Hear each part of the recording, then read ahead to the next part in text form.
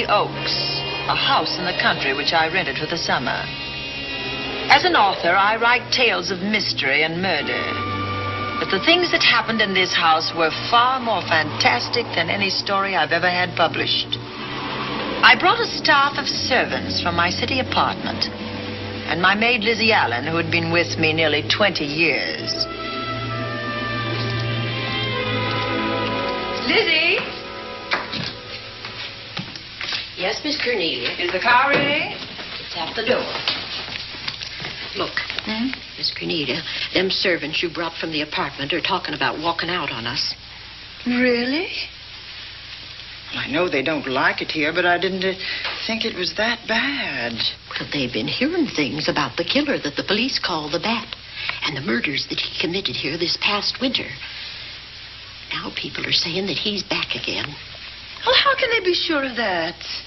Has he committed another crime? No, not yet, but that ain't saying that he won't. Here's something else. You've heard about the bats they have here. Animal bats, the kind that fly. Yes, yes. Look what it says in this magazine. This is a report from the State Health Department, and it says some of them bats is rabid. Well. And that ain't all. Now there's a rumor going around that it was the bat himself, the killer, I mean, that released the rabid bats in this neighborhood. Oh, that's ridiculous. Well, the housekeeper, the cook, the butler, and the upstairs maid don't think so. No, I can't help but they think. If hysterical nonsense like that can scare them out of their good jobs, it's their loss, not mine. Come on, Lizzie, I've got to get to the bank.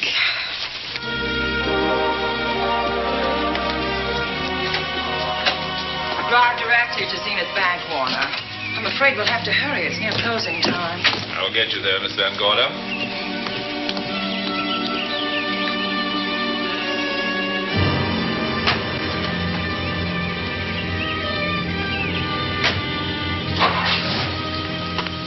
Thanks again. Miss Van Gorder. How do you do, Mr. Berry? How are you? I'm very well, thank you. You remember Lizzie Allen? Of course. Hello, Miss Allen. How do you do? So you're spending the summer with us again? Yes, yes. I've leased the Oaks, the home of your bank president, John Fleming. I heard you had. I was surprised. Why? Is there something the matter with it? No. I was surprised because Mr. Fleming said he would never rent it. Oh? Well, I rented it from his nephew, Mark Fleming, who has the real estate office here. He said his uncle would be gone the entire summer. Well, that's right. Mr. Fleming's in the North Woods now with his physician, Dr. Wells. Oh, pardon me. Dale, I want you to meet my wife. We were married at Christmas time. That must have been nice. Believe me, it was. Oh, here she is. My wife, Miss Van Gorder, Miss Allen. How do you do, Mrs. How do you do? Cornelia Van Gorder. Yes. Oh, well, I've read every murder mystery you've ever written. I just adored that weird one, The Private Morgue of Dr. X. Even though it gave me the shivers. Only the shivers? Scared hell out of me. Oh. Well, I really mean that Miss Corney killed them off in that one. When you refer to my books, please don't call me Miss Corney. Pardon me, Mr. Bailey. Mr. Hines is here to see you. Oh, yes. Excuse me, please. Don't be strangers now. No, Oh, no, I we should won't. say not. Oh, so you're a bride. Well, not quite. Not since Christmas. No, I'm sure I've seen you. Well, I used to be my husband's secretary here in the bank. Of course I remember. May I welcome our most distinguished visitor back to Zenith? Oh, that's very charming, but, Lieutenant Anderson. Lieutenant Anderson, of course. Chief of Detectives of the Zenith Police Department. This is Miss Allen. Miss Allen? How do you do? Lieutenant Anderson is one of our favorite citizens. He's on the bank's board of directors. Not bad for a policeman. You must have made a good thing of it. Well, I saved my money, if that's what you mean. It's near closing time, and I've got some business in the safe deposit vault. Please come and see me, Mrs. Bailey. Oh, I'd love to. And you, Lieutenant. Thank you. Goodbye. Goodbye. Nice to meet you. My, what a charming woman. She moved into the Oaks just the other day. That house is a proper setting for a writer of mysteries. Oh, it certainly is. Vic, what's the matter? Come in here, both of you.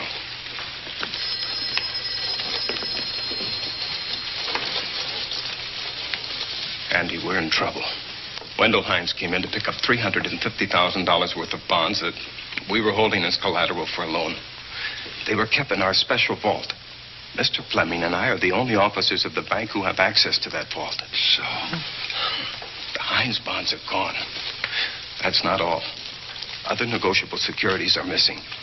From what I can gather, short of a careful check, the bank has been looted of over $1 million worth of securities.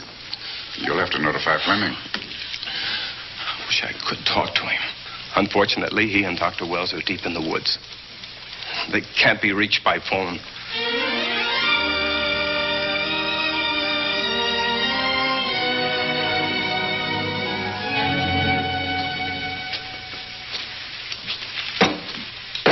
What is it?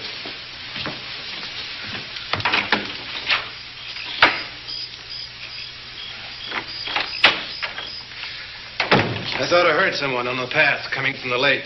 Had an idea it might be that guide of ours. Oh, Sam won't show up until morning. It's a 20-mile canoe trip from here to civilization. 5 will get you 10. Sam has a message for me. I thought you told him at the bank not to bother you. I did, but they'll bother me. Doctor. Yes, John. What would you do for $500,000? Anything short of murder. Why not murder? Too messy. Too great a risk? For $500,000? Yes. I pinched $1 million from the bank. Well, I'm not kidding. I embezzled it. Not that I think you wouldn't do it if you thought you could get away with it. I got away with it. I'm not talking about currency. I took negotiable securities that could be converted into cash. I have the cash. In 10s, 20s, and 100s. Well, I'm your doctor, not your lawyer. Why tell me this? You'll find out why. Who's going to take the blame for the robbery? Bailey, the cashier. They'll never suspect me. I like Bailey. Well, so do I. I love the guy. I gave him his first chance. He has a lovely little wife. Charming girl. Was the best man. Where's the $1 million? In my family's tomb in Zenith. In the crypt with my father's casket. I don't buy that, John. No? No. You forget that I had you in charge when you were a very sick man. When you raved in delirium. And I heard you talk about a hidden room. Now, where else could you put a hidden room except in that mansion you built? That white elephant you call the Oaks. Look, everyone knows I have a bad heart. Now, who would doubt it if you wired the bank directors that my heart had failed? That I had fallen from a great height here in the woods. And that I was badly smashed up. You could ship the body back for burial and instruct them not to open the casket due to the condition of its contents. Well, you realize, of course, that we'd have to have a body to put in that casket, which means that we'd have to deal with an undertaker at this end. Of course. Well, where do we get a body? Couldn't we provide one of our own? How about Sam? Sam, our guide? Sam weighs about as much as I do. He's practically a hermit. He wouldn't be missed for a long time. The local undertaker would know him. Not if we made him look as if he'd been in a serious accident. But if Bailey's going to take the blame, why do you have to do this? A jury might acquit him. In that case, I'd be a logical suspect. I could disappear, of course, but it's safer if they think I'm dead.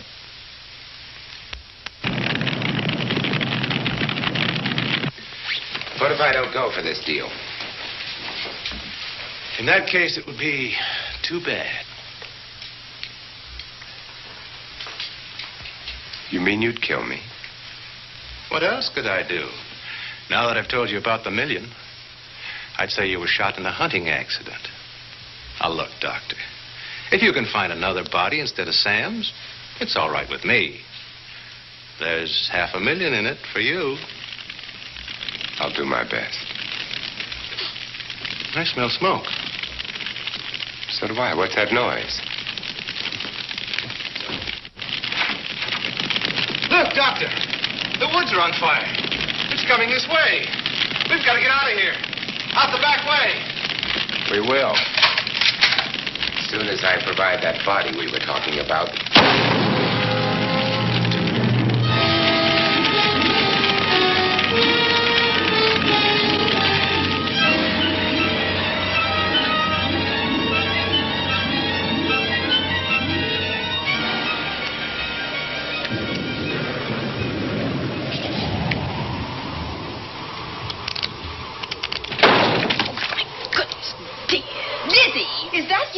Yes, Miss Cornelia.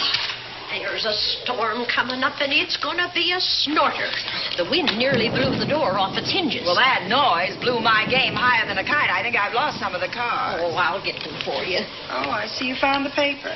Drat that paper boy. Scooting by on his bicycle, just chucked it into a clump of bushes and let it go at that. For land's sake. Mr. Vic Bailey's been arrested. Oh? I think. Victor Bailey, vice president and cashier of the Zenith Bank, was arraigned before United States Commissioner Alvin Fielding, charged with the embezzlement of over $1 million. I can't believe Vic Bailey had anything to do with that robbery. Oh, well, I see our landlord is home again. Landlord? Mr. Fleming. Dr. Malcolm Wells is back in town with the body of John Fleming, president of the Zenith Bank, who was killed in a forest fire. Mr. Fleming will be laid to rest in his family's tomb on Friday. And I hope he stays there. Well, why shouldn't he? Well, this is his house. And ever since he died, some funny things have happened here. For instance? The housekeeper, the cook, and the butler said that they heard strange noises at night. And the upstairs maid swore that she met a man without a face coming up the back stairs. Oh, so that's why they quit and left me to run this place without a staff. They didn't tell you, Miss Corney, but the truth is they were scared to stay. But you're still here, Lizzie. Haven't you seen anything? No. No, and even if I had, I ain't afraid of ghosts. They're afraid of me. Honest, Miss Corney, a spiritualist told me once that ghosts was allergic to me.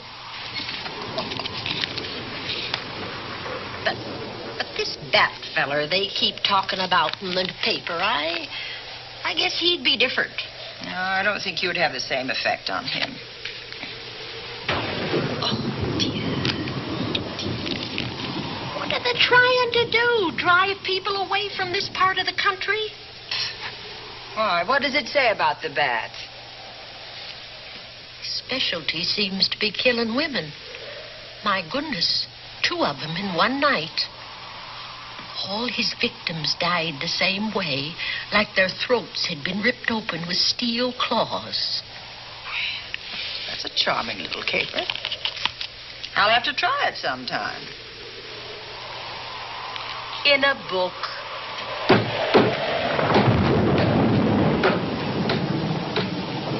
That ain't nothing, just something bumping against the house.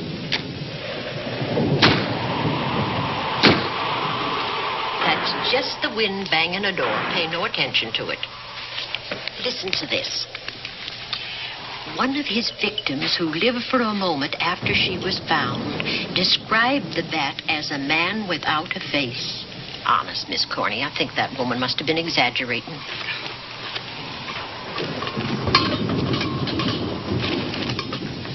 That's just that heavy tapestry at the top of the stairs. I know. I've heard it before on a windy night. That sounds as if there was someone on the stairs. I know there isn't. At least there shouldn't be. There ain't. Them's just the noises you hear in any old house on a windy night. It says here that the bat never leaves no fingerprints. That's understandable. Having no face, he probably has no fingers either. Lizzie!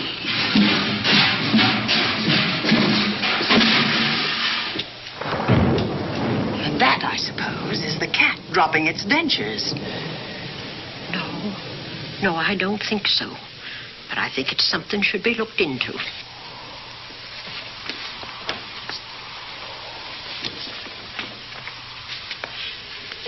chucked him down here? The wind, I hope. There must be a window open up there. No, Lizzie. Let him lay. Let him sleep it off. I hope the power lines don't go down, put the lights out. Now, we'll check the windows in the living room and draw the curtains, and then we'll go to bed. Yes, ma'am.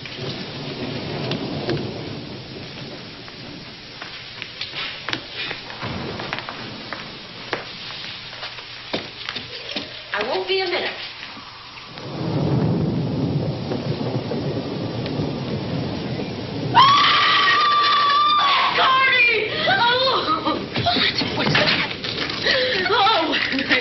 The tape. I turned the latch off. I forgot to turn it on again. He's out there. He was coming in. He might have got you. Oh, but he didn't, and he's still out there, thanks to you. Now, you hurry now, and we'll call the police. No, I won't leave you, Miss Corny. Are you okay? Yes, ma'am, I'm okay. Okay.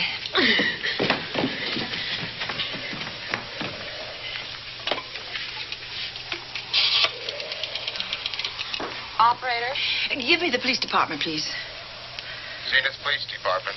This is Cornelia Van Gorder. I'm living at the Oaks. We know about that, Miss Van Gorder. Just a moment ago, a man tried to force his way into this house. You're not alone there, are you? What about your servants? Well, I have none except my chauffeur, and he's away. He won't be back until the morning. Now, there's only 2 of us here tonight, and we're going to lock ourselves in my room. Now, if any of your men see anything, will you have them call me? I'll send officers over there right away. Well, thank you very much. Come on, Lizzie. We're going to sleep in my room.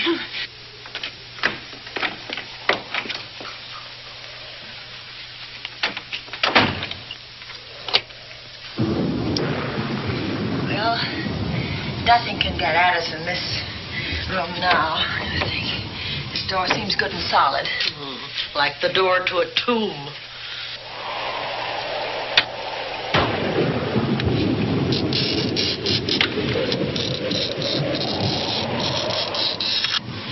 I think that couch will be comfortable. There's some extra bedding, you know. Yes, closet. Let's see now.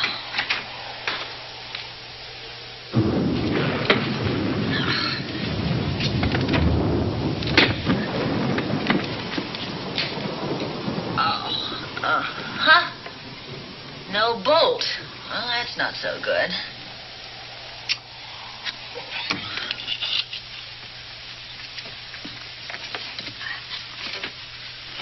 What's that for? That, my good woman, is a booby trap. If anybody tries to open this transom, this will be knocked off, and we'll hear it fall.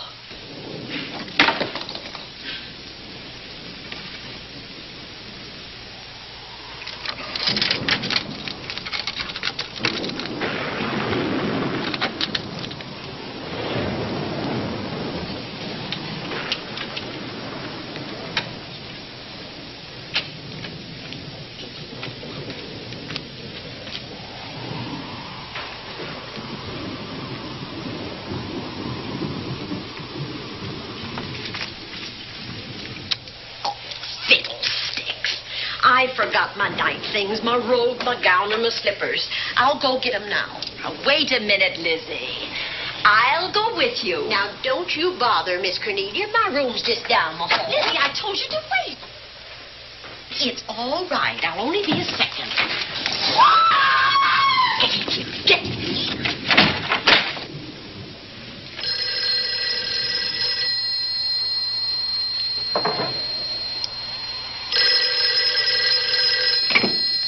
Yes? Miss Van Gorder? Yes? Zenith Police Department. There's a police car just outside your house, and the officers in it have reported that there's no sign of a prowler anywhere on the grounds. Oh, the man's inside now. He's in the hall just outside my bedroom. Have your men break through the kitchen door and search this place from top to bottom. Okay, Miss Van Gorder. Sit tight. I will. I have a gun, and I know how to use it.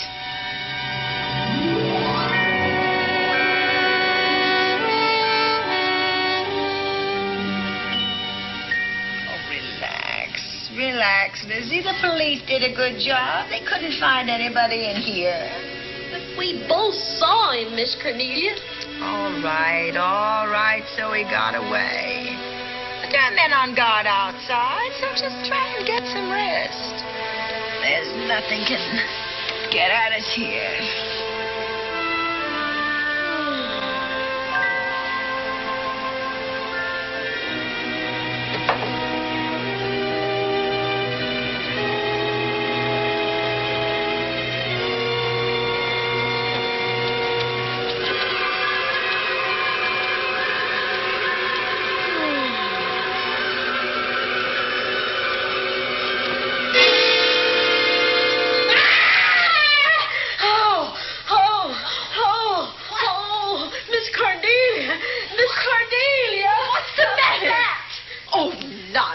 You've had a nightmare. Maybe I did. But there was a bat and it bit me.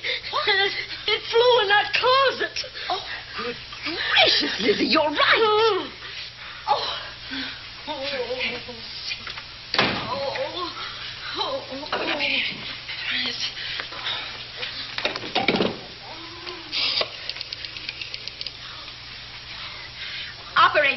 Operator, will you get me Dr. Malcolm Wells' office, please?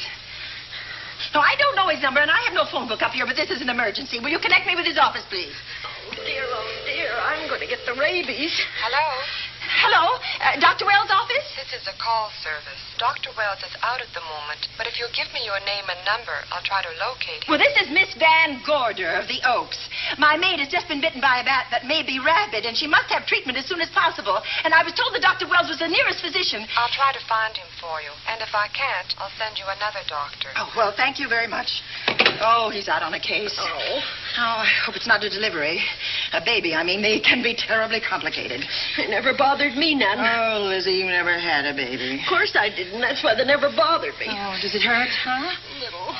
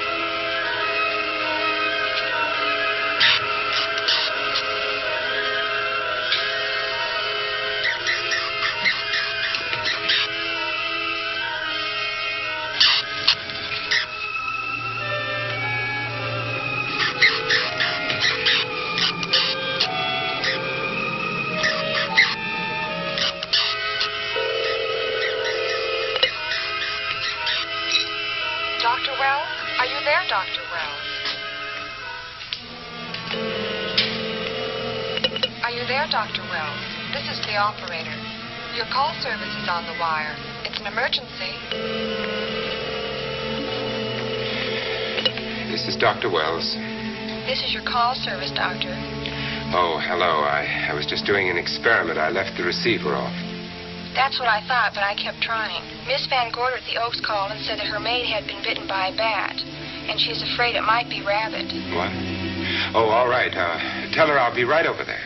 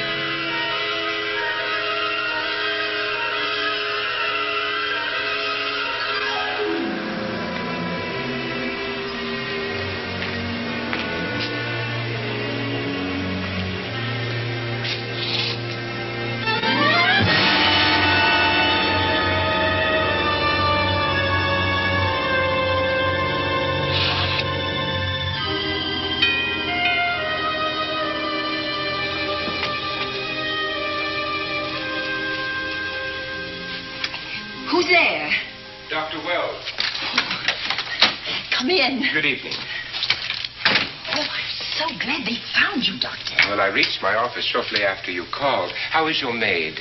Is she in any pain? No, she doesn't seem to be. Did the bat get away? No, I believe it's still in my bedroom. Oh, good. I'll want to examine it. There you go, Miss Allen. Now you feel better? Doctor, have I got the rabies? Well, I can tell you better after I've examined the bat's brain under a microscope. That thing's got a brain? Oh, you'd be surprised. Where is it? I think the little darling is in that closet. Oh.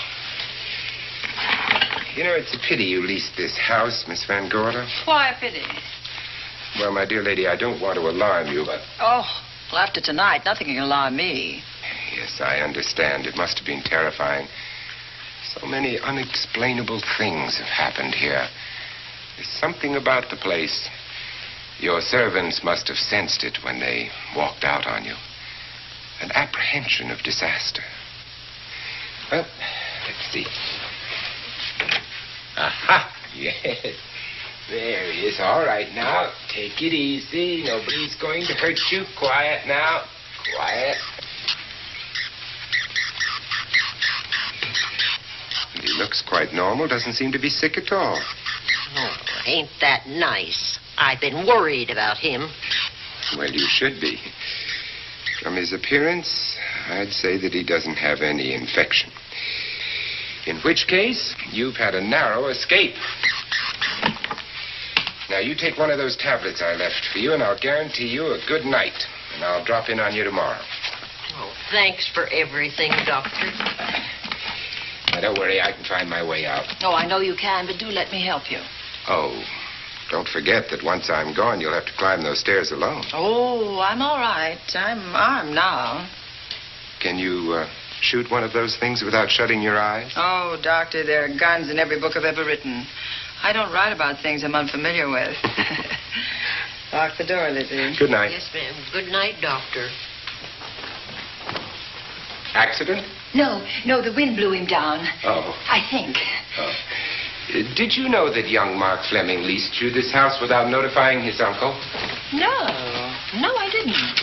Well, it doesn't matter now. John Fleming is dead and Mark's his heir. But if John were alive, he would warn you to leave here, Miss Van Gorder. Really? Yes. It's been a tragic place for anyone who ever lived in it. Well, good night. Good night, Doctor. Who's out there? Nobody you need worry about, Doctor. Oh, it's Andy. That's right. Oh, good evening, Miss Van Gorder. Good evening, Lieutenant. Somebody sick here? My maid was bitten by a bat. Oh? A rabid bat? Well, I'll know for sure when I get to my lab. I caught the bat. It happened indoors? In my bedroom, yes. How'd it get in? Well, there are many ways a bat could get in a house. You ought to know. I spotted this hole in the window the minute I got here. Why? That's where the two-legged bat got your door open. Miss Van Gorder told me that she phoned headquarters at Zenith. Yes, I phoned twice. The second time was after the prowler got in the house. Weren't you at headquarters, Andy? No, but they contacted me. An officer came and searched the house from top to bottom, but they couldn't find the bat. You better have this window fixed tomorrow. Oh, yes, I certainly shall. Listen, I'd better be going. I'm due in surgery at 8 o'clock in the morning. Good night. Good night, Doctor. There'll be a man patrolling the grounds all night, Miss Van Oh, Gorder. thank you. And nobody inside, Andy? Why should there be?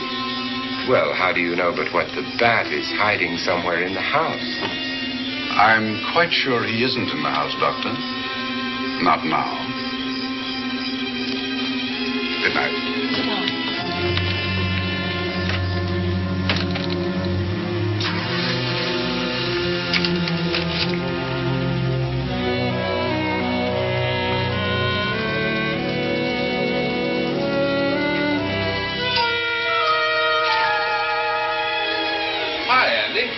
Hello, Mark. Well, congratulations. Real estate business must be picking up. New office, new furniture. New deal. How do you like it? Looks expensive. Are you squandering your inheritance?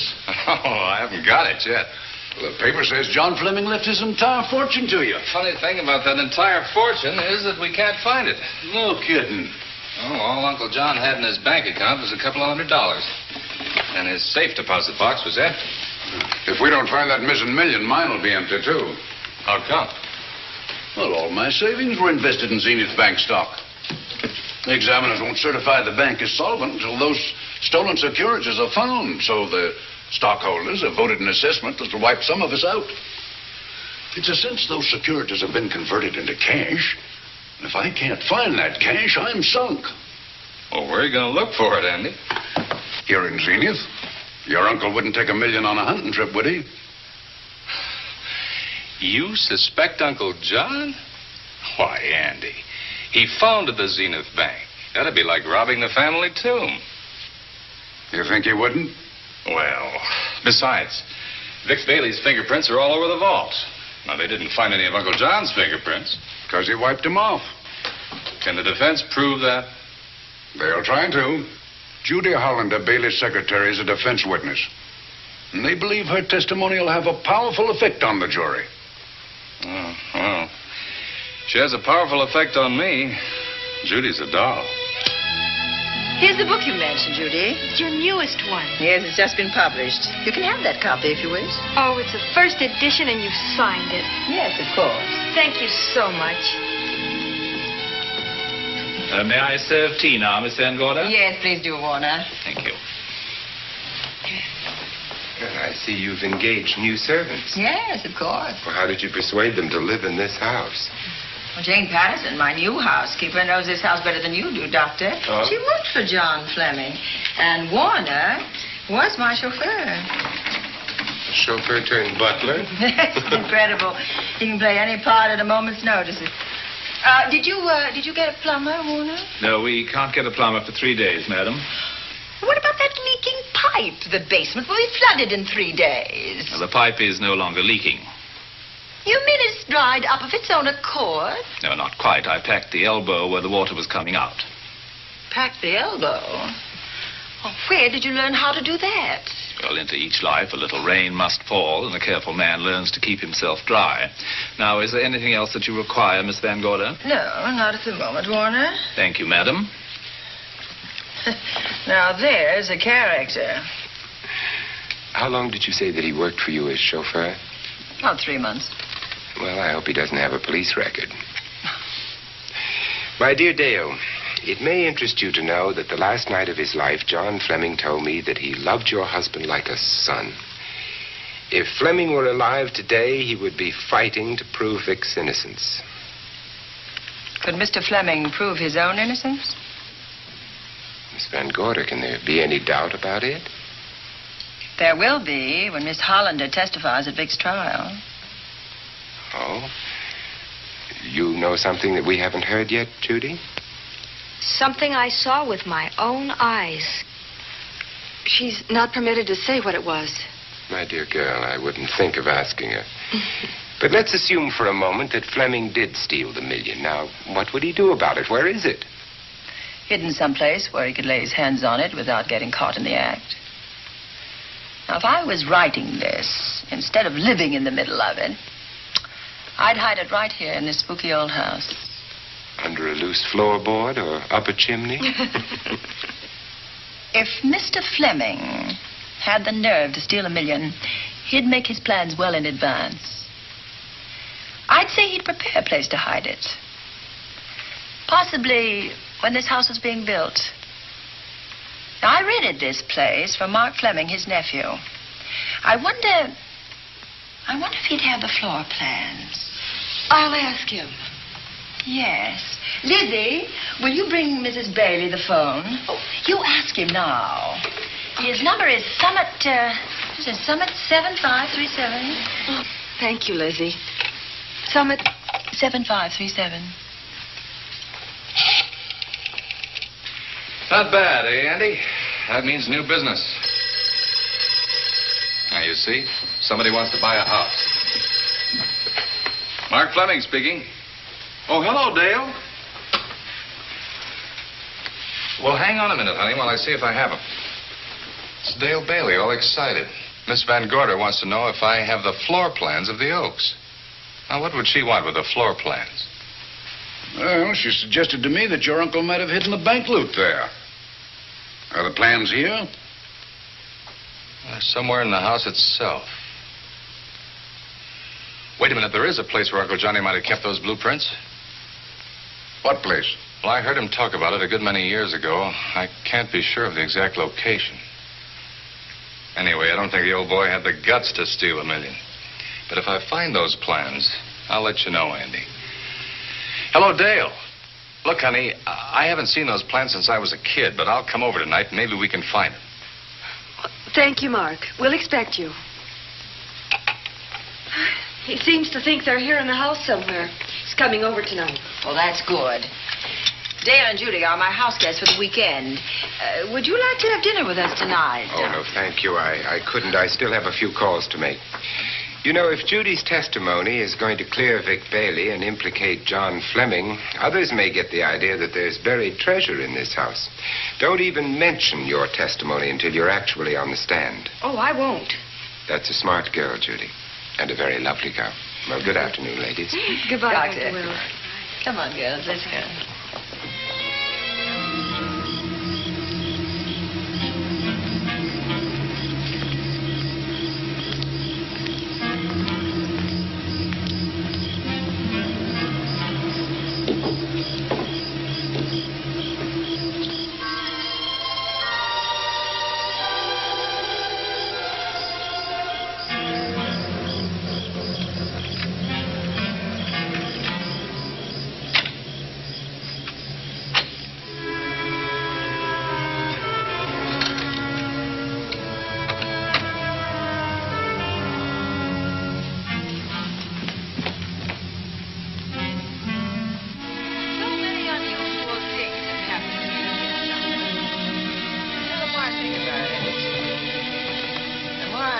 I should be putting them down on paper.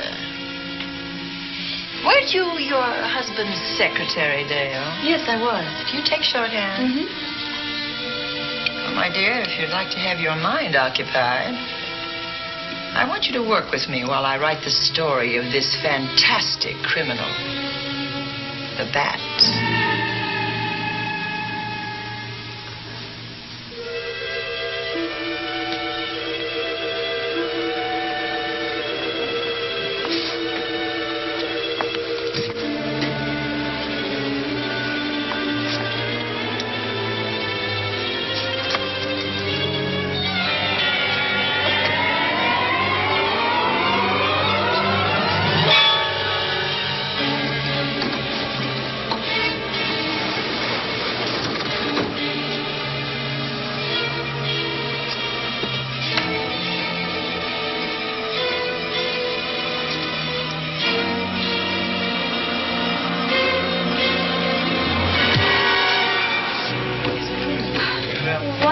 Thank you. It's really nice. Good dinner, Lizzie. As usual. Wonderful. Oh, what a lovely piece of silver. It's an original, isn't it? Yes, they still use them in England for buffet breakfasts. Water in the bottom. Keeps your kippers hot, your sausages, and your scrambled eggs. Interesting. It's very useful, really nice.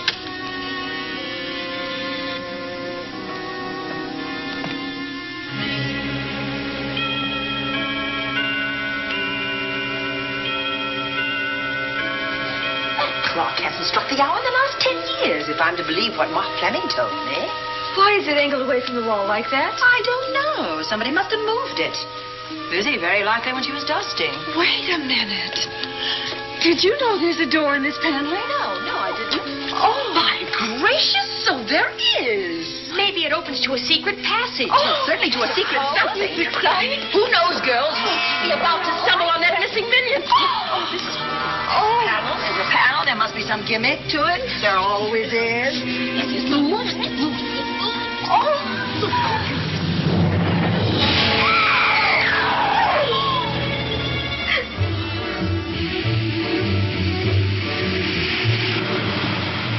Calling car 11. Calling car 11.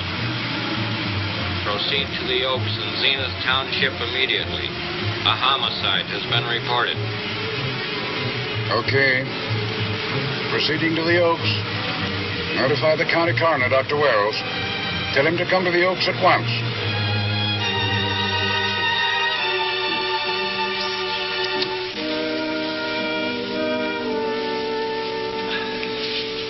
Horrible. As if his throat has been torn by some creature with fangs or claws. That's his sign. We found it on the others he killed.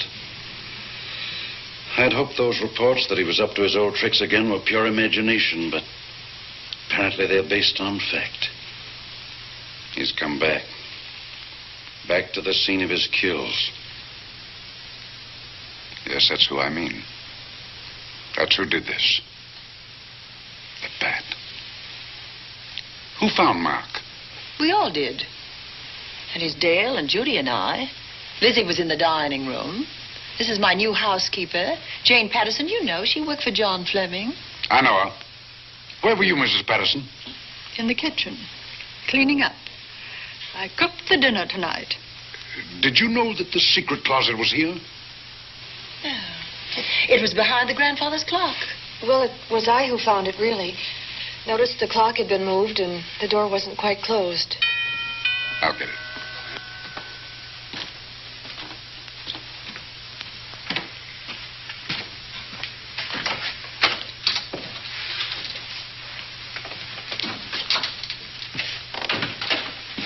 Who is it?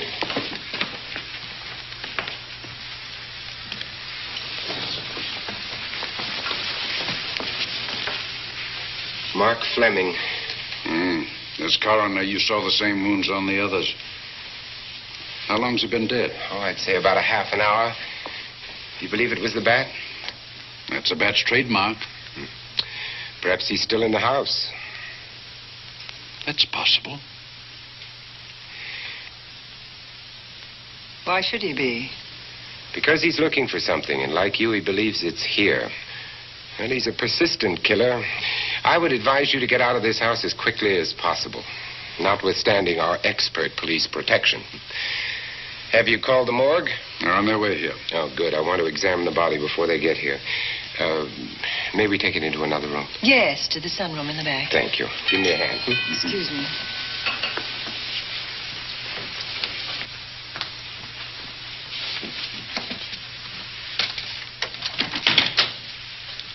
Oh, Warner, where have you been? Well, madam, has been an accident? There's been a murder. Mark Fleming, the young man from whom I leased this place, was killed here tonight. They know who did it? Well, they believe it was the bat. I'm sorry I had to use the front door, Miss Van Gorder, but I forgot my keys, and when I rang the bell at the kitchen door, there was no response. Oh, this is Warner, Lieutenant. He's my butler. He was my chauffeur. Why'd you promote him? But it's very difficult to find a butler. They don't like service in the country. Have you been a butler before? I've served in many capacities, sir, but this was my night off, and I forgot my keys. I heard that part. What time did you leave the house tonight? Oh, about 6:30. I had dinner at Wiley's Roadhouse. Can you prove where you spent the rest of the evening? I can try. Try hard. And don't leave the house. I'll get to you later. Very good, sir. I shall be in my room, Miss Van Gorder, if you need me. Yes, Warner. Surely you don't think he's... Warren and I've met before. I can't recall where or when, but I will.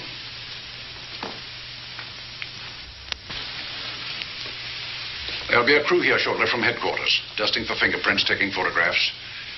But in the meantime, Mrs. Patterson, you aren't leaving the house tonight, are you? No, Lieutenant. Don't. I'll talk to you in the morning. Good night. Good night, sir. Good night, Miss Van Gorder.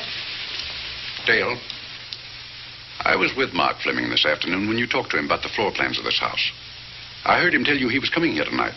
Dale called him at my request. She told me he was coming. Who else should I tell you that? Judy, Lizzie. And that nice Dr. Wells. Dr. Wells. There are a few killers who kill for the fun of it. The bat very likely is a mental case, and I'm convinced that his crimes are motivated by his mania for personal gain. There's $1 million at large, And he's going to keep on hunting for it until he lays his hands on it.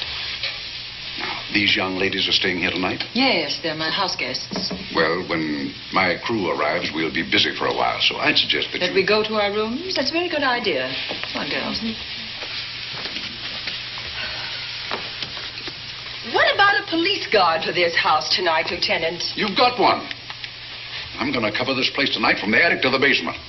If the bat makes another call, I'll have a little surprise for him. Who is he? Have you any idea?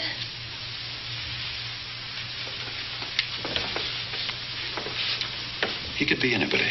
So far, there are clues to his identity, but nothing we could take before a jury. I'm afraid we must look higher than the criminal world. He may be a merchant, lawyer, doctor, scientist, one of the pillars of his community. Ladies, lock your doors tonight. Stay behind them. I promise you you'll be safe. Good night. Good night, Lieutenant. Good night.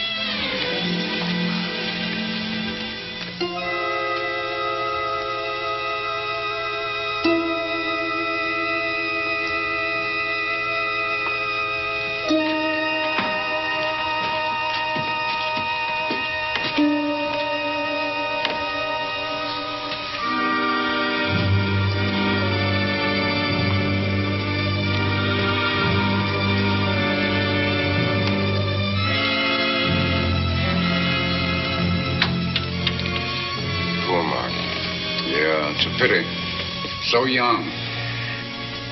Well, Doctor, do you agree it was the bat? In my report, I shall say the death was caused by the same technique used in the other killings. A paralyzing blow to the throat, followed by severe lacerations of the jugular, resulting in excessive hemorrhage. In a layman's language, he didn't know what hit him. Oh, he knew.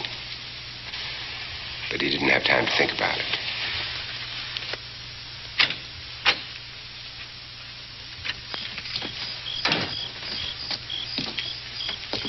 Staying here tonight, Andy? Well, until I check the doors and windows, but I'll be back bright and early in the morning. Neither snow, nor rain, nor heat, nor gloom of night stays these couriers from the swift completion of their appointed rounds. A lot of people are due for a shock when I close this case. Yes, I'm sure they are. Good night, Andy. Don't get hurt. Good night, Doctor.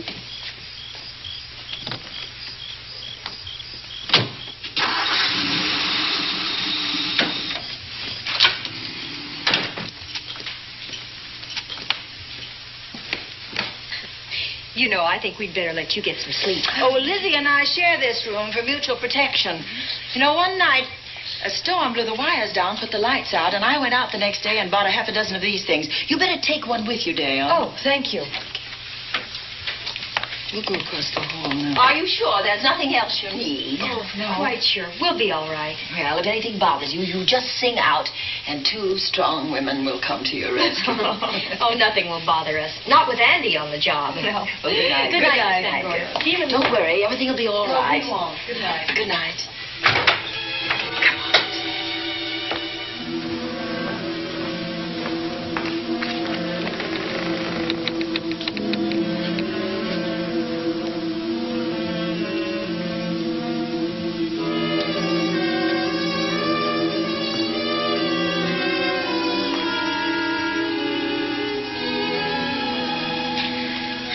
I don't think I'll sleep tonight. Me neither. All I can see is poor Mark Fleming staring at us. I thought that when people died, their eyes closed, as in sleep. Don't think about it. I'll bet you're thinking about it. No, I was thinking of my poor husband sleeping in jail tonight. Oh, Judy, I love him so much.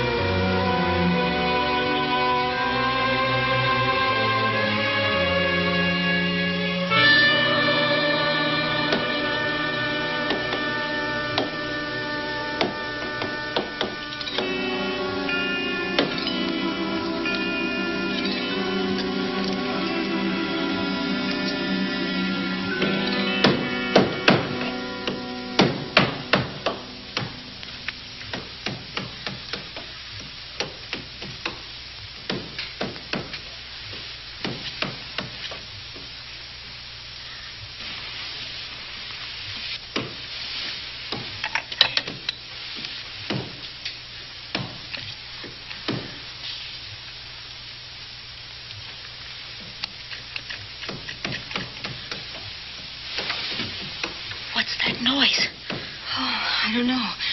I kind of fell half asleep. For a moment, I thought it was something from a dream. It's somewhere in the house. Yes, on the floor above. Not directly over us. Probably a room overlooking the driveway.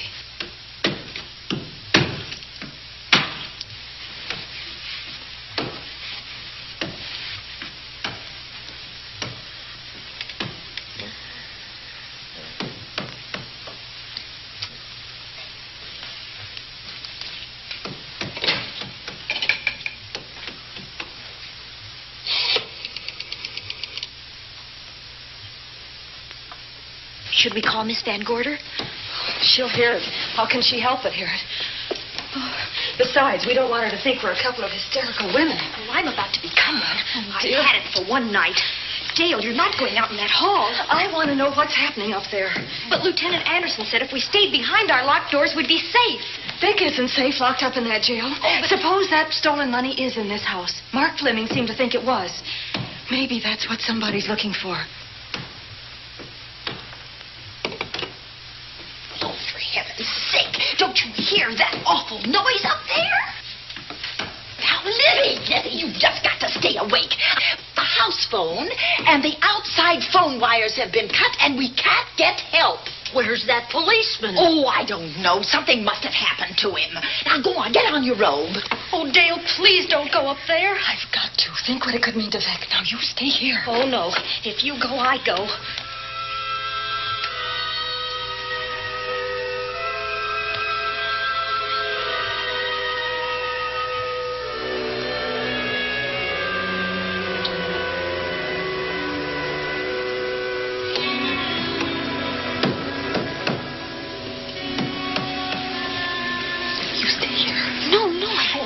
They're alone. You wait here. I'm going to see what it is. Oh, please let me go with you. Judy, will you warn me if anyone comes? I'll only be a moment. Now, wait.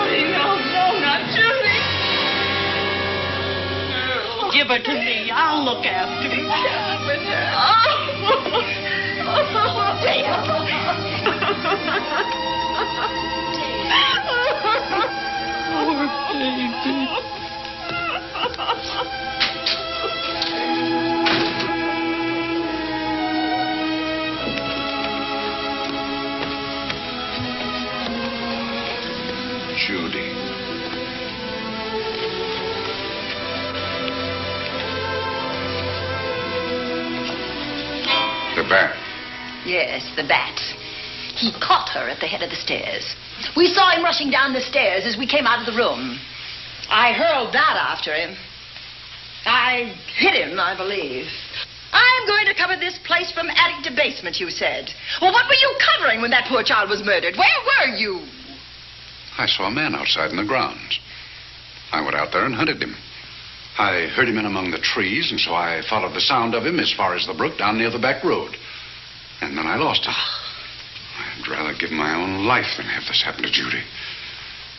But I told you to stay in your rooms and lock your doors and stay there. What was she doing at the head of those stairs? That was my fault. They heard a strange noise. Heavy pounding in one of the rooms on the 3rd floor. We all heard it. I wanted to see what it was. Judy, I wish she wouldn't let me go out by myself. I made her stay on the balcony. What about your new butler? Oh, well, he's in his room, I suppose. Oh, Mrs. Patterson. Oh, yes. Did you know what happened here? No, sir, but I heard the screams. I went to call Warner.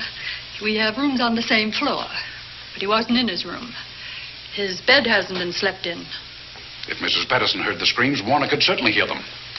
You're quite right, sir. I heard them. Oh, you did? And where were you? Outside in the grounds. Miss Holland has been murdered. No. Oh, so you're surprised. Shocked.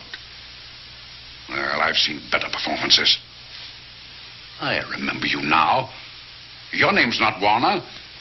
I've got a circular in my office with your picture on it. The Chicago police not so long ago were hunting for you in connection with the robbery. You're right again, sir. And they found me and they tried me and I proved my innocence and I was acquitted. That could have been a lucky break. Where were you when this child was killed? I told you before, sir. Outside. What were you doing there? I was following you. I saw you leaving the house and it seemed that you were hunting someone. I thought you might need some help. Oh, yes, sir. I followed your flashlight down through the trees. Then it disappeared. And then suddenly, as I was staring out into the darkness, I was struck by something on the back of the head. The next thing I knew, I was lying on the ground. I realized I'd been knocked out. I wish you had been knocked out. But then we'd have found you with your mask still on your face. You were hit here in this house with this poker as you were rushing down those stairs after that child was killed. Oh, no, sir. You can't pin this on me. I'm not the bat.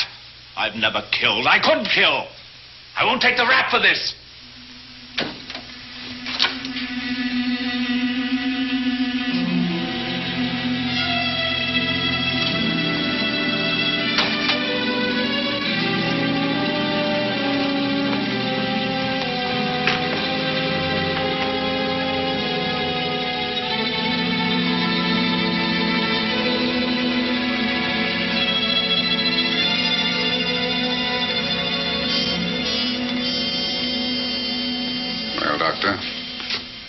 Another case for the county coroner. You see, the bat came back. Why did you come back, Doctor? Well, I had an accident about a mile down the road. The right rear wheel of my car came off and I plunged into the ditch. This was the nearest house, so I came here to call for help. I thought I'd find you around, Andy. Physician, heal thyself. You must have been hit by something on the back of your head. I told you I had an accident. So you did, Doctor. So you did. I could be wrong. But maybe I'm not. We shall see. All right, dear, let's start a new chapter. For days, the murders held the headlines. Lieutenant Anderson grilled us and ransacked the house from top to bottom. Warner was not placed under arrest, but his every move was watched. At night, except for a detective on guard in the house, the police and the reporters left us alone. And on one of those nights, without telling Lizzie or anyone else, I pursued a secret investigation of my own.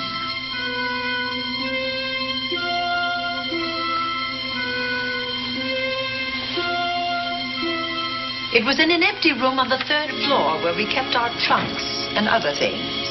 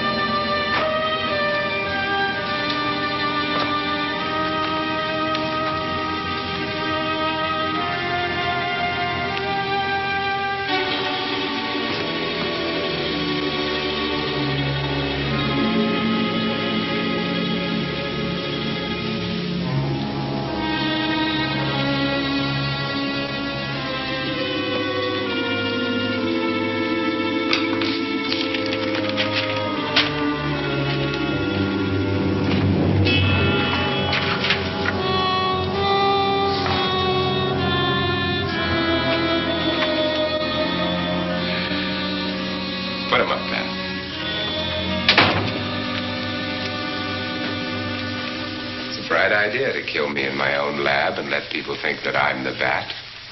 But you had to kill me first. What was it to be? Ambush? And clever as you are, you're not smart enough to do that. Nor were you smart enough to find the money, though you came quite close to it. But I know where it is. And when you're dead with that sign pinned on your chest, I'm going to collect it and live happily ever after. He destroyed himself. How true that will be. Well, goodbye, Bat. Here's a serum that will heal you whether you're rabid or not.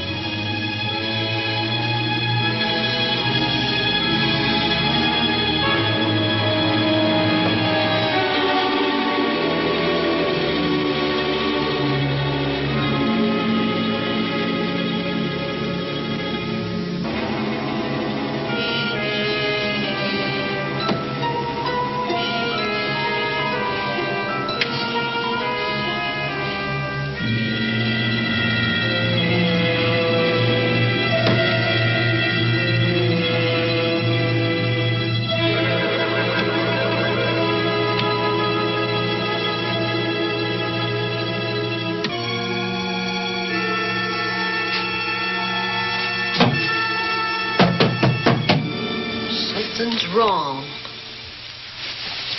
Something's wrong.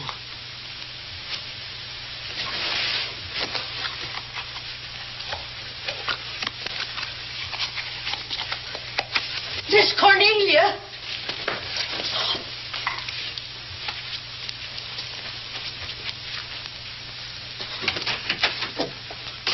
Miss Cornelia!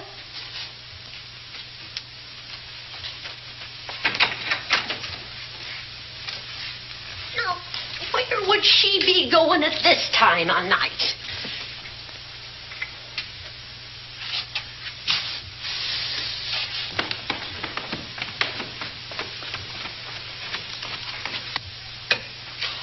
Well, land's sake.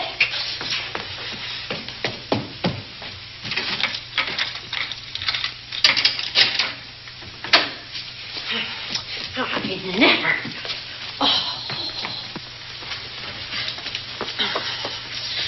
Mr. Davenport.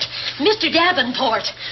Oh, a fine thing. The door unbolted, the chain off, and you asleep on the job. Wait till Lieutenant Anderson hears about this. Come on, wake up. What's the matter with you? I don't know. My head hurts. My whole body's numb. Here, take a sip of this. Try to snap out of it. I'll be back in a minute.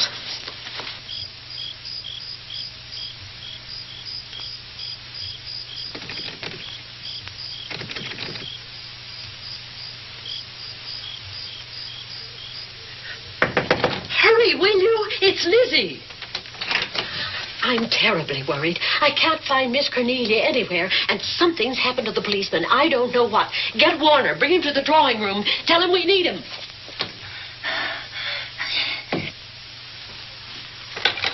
Are you all right now? Yeah, I'll be all right in a minute. I remember now. I took a drink of wine from that decanter there. Miss Van Gorder told me to help myself. She wouldn't put nothing in it? Well, somebody did. Somebody who knew I was on duty here. Then it was somebody that got Miss Van Gorder. I can't find her anywhere. Upstairs, downstairs, or in the basement. I told the housekeeper to get Warner. Lieutenant Anderson will want to know about this. Hello. Yeah, this is Davenport at the Oaks. We've got trouble here. Well, for one thing, I was drugged. Yeah. But I must have been knocked out because the maid tells me Miss Van Gorder's missing. Well, you better call Anderson and let him know. He's not at home. Well, where is he? Out on a case? What case? Dr. Wells. What else did they tell you about it? Oh, hurry, will you? We've got to find Miss Cornelia. Okay. Lieutenant Anderson is out on a case. Dr. Wells was found dead in a room next to his garage, murdered. Dr. Wells? There's something queer about the killing of Wells, but headquarters won't talk about it. Lizzie, Warner isn't in his room. There's no sign of him anywhere. And I was supposed to keep an eye on that guy. Where's Miss Cornelia? That's what I want to know. Wait a minute. Didn't you say that the chain and the bolt were off of the front door? I certainly did. Well, maybe Miss Van Gorder went outside. Oh, she never would. We better look. I can't breathe. There's no air.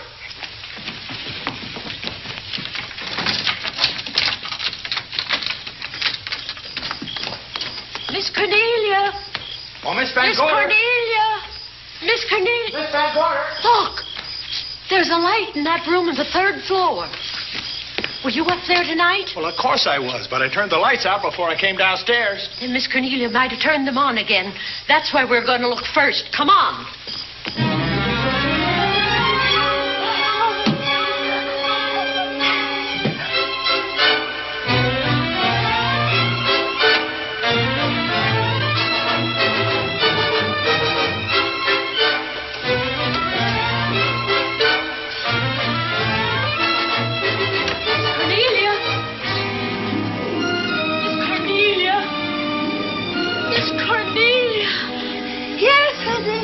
I'm here.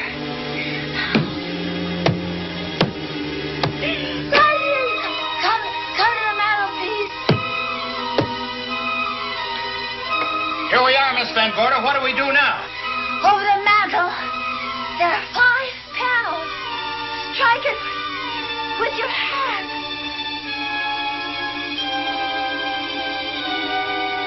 Which panel did you say, Miss Van Gorder? Oh, I can't. Miss Van Gorder, which panel? We couldn't hear you. She said strike it. What difference does it make which panel? Strike them all. Look.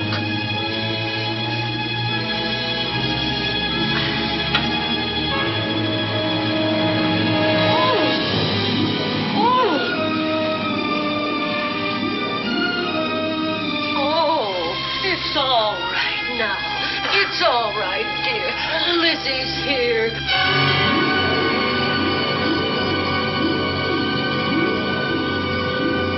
Feeling better? Yes, much better. We'll take you to your room. Oh, no, you won't. I'm going to stay right here. I'm quite all right. Oh, how blessed it is to breathe without an effort. You know, no one knows how sweet the air can taste until someone shuts it off for a moment. That room is just like a box. When the mantelpiece closed, it seemed like all the air was drawn out of it. Look, there it goes again. Let it close. I can open it from in here. There's a control panel behind this blueprint. Electric motor under the trap door here. Once the door is open, you can keep it that way. I believe that the fireplace in this other room opens the same way. And it does. I tried to find this, but I couldn't find it. Yeah, it's back of this blueprint here. Well, it's quite a setup. Too bad we can't open that safe in the same way. Take an expert to crack this box or a shot of nitro. Oh, maybe that's what the bat had in mind. Could be. Seems he's on the prowl tonight. Miss Van Gorder, Warner has disappeared. And Dr. Wells has been murdered. Dr. Wells? Lieutenant Anderson's on that case right now. Well, does he know what happened here tonight? They got word to him. He'll be here any minute.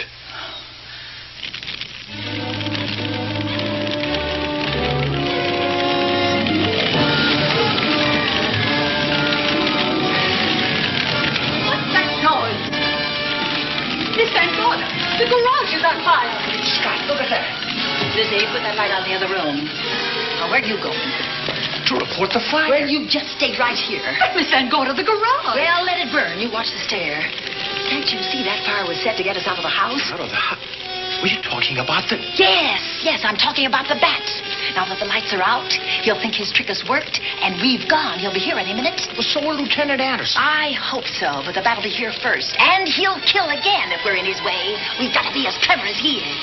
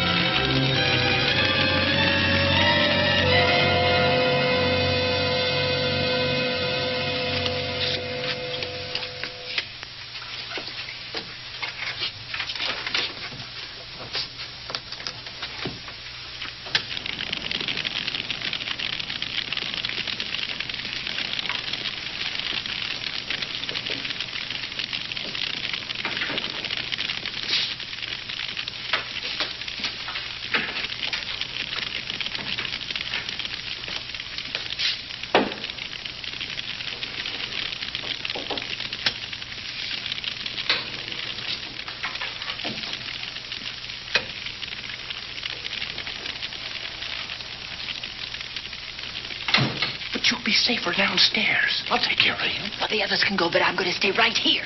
All right, but get out of sight.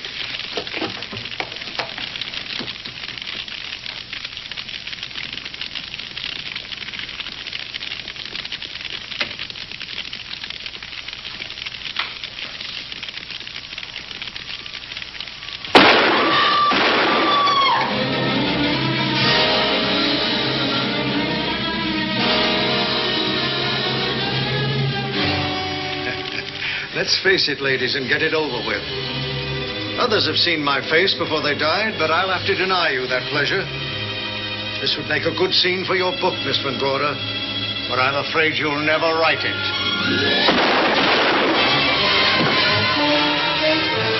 That is Warner. I could tell.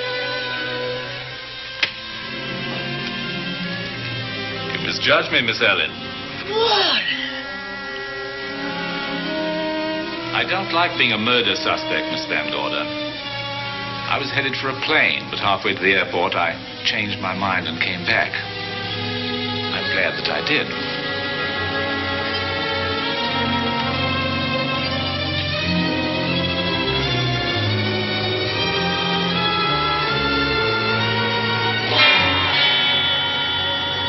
Why, it's Lieutenant Anderson.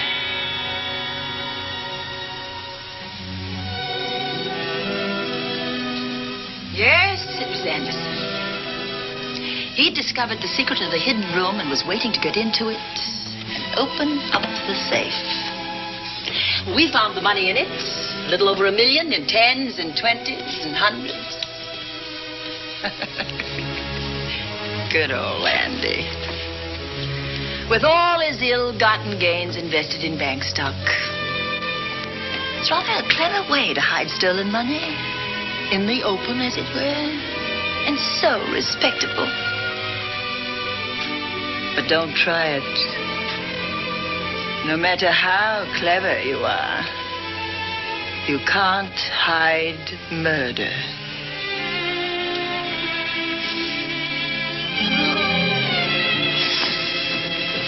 Well, that's it, Dale. That's the end.